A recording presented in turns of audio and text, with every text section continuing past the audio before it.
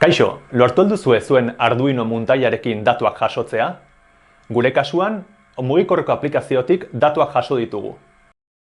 Ikus dezakezuen bezala, Arduino muntaila jarrita zegoen gelako soinu datuak jaso dira, eta indizea 5 segundoz behin aldatzen joan da zara tamailaren arabera.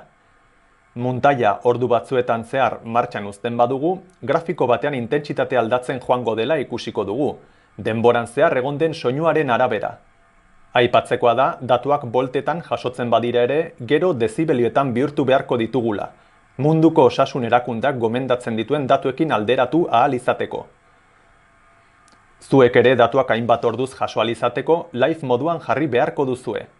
Behin denbora hori pasatakoan, ikusten alduzue datu esanguratsurik. Aldaketa handia egon alda orduen arabera? Esperimentuko datuak lantzeko unitatean zer proposatzen diren jarduerak egitera animatzen zaituztegu. Beraz, animo!